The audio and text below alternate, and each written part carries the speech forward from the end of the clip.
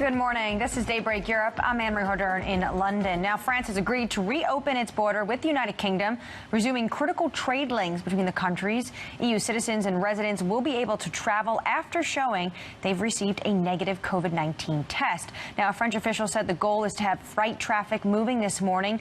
Almost 3,000 trucks have been stuck in southeast England, threatening a shortage of some fresh food in the United Kingdom. And joining us now is Natasha Linhart, founder and CEO of Atlante. Very good morning to you, Natasha. Thank you so much for joining us this morning and for your perspective.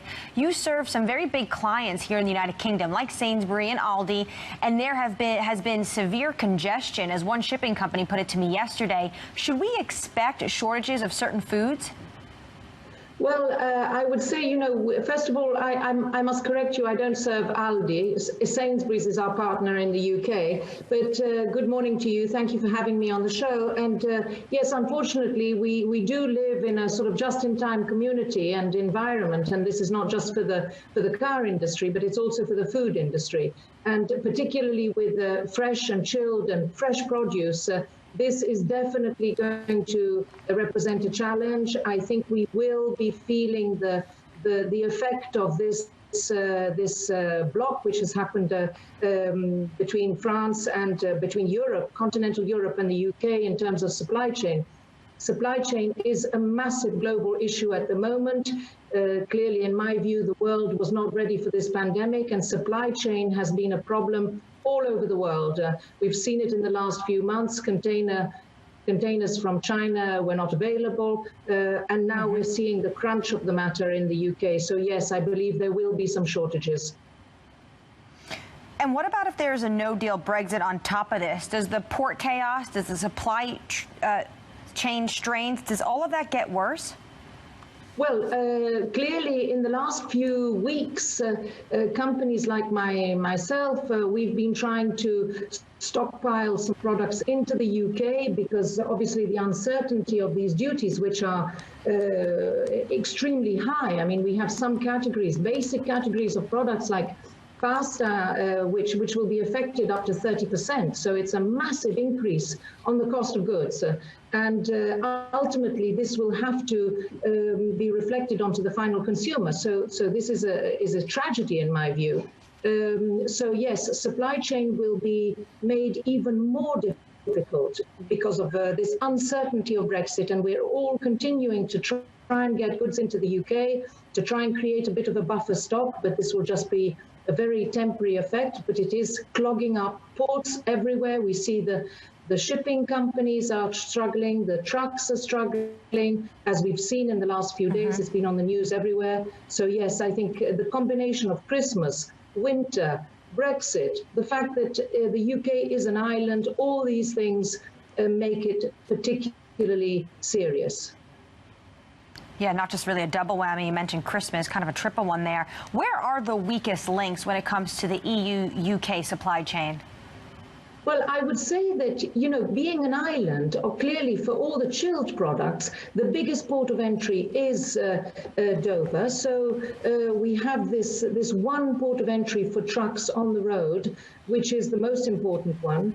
And this is really, as we've seen, it's completely clogged up. And the UK is not self-sufficient with regards to its own food.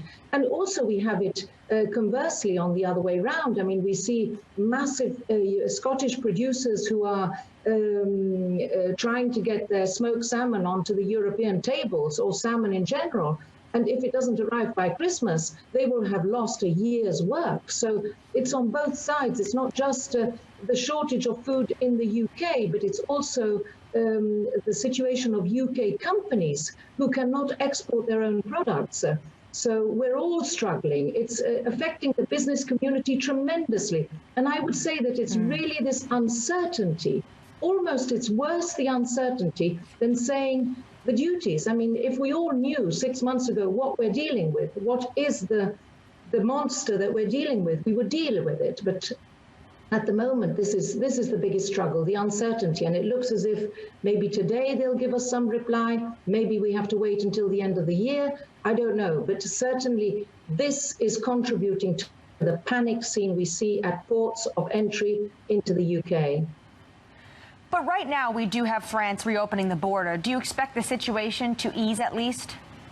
Well, it should ease a little bit, but we know that the French lorry drivers will have to, I mean, the lorry drivers coming back into France will have to be tested for COVID, albeit it's one of these quick tests, but still it's going to take some time. So we know our depot of chilled products that we have in the UK, we've got about 15 trucks which are waiting there because they've been told not to go to the border because there are no facilities available for the drivers. I mean, there's no basic facilities, there's no toilets, there's no washing areas. So it's clearly very, very stressful for all the drivers.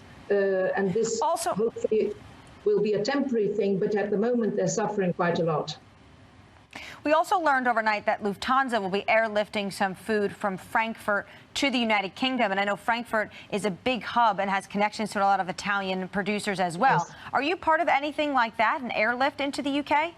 No, we can't do it. Clearly, this would affect costs tremendously. I mean, as I said at the beginning of this conversation, we live in a just-in-time environment due to the fact that everything has to be at the minimum price. Now, we were not ready to manage buffer stocks in any way, and airlifting products would be absolutely impossible from a price perspective, particularly products which are low cost. I mean, some of the value of our products is lower than the actual cost of transporting them. So you can imagine by plane that would be impossible, and that would also clog up the airports.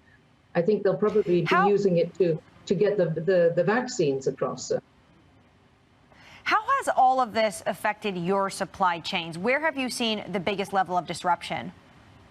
The biggest level of disruption has been basically not getting the right quantity of stock over at the right time. So you risk having stock piling up, which you cannot get into the depots into the UK because there are struggles there.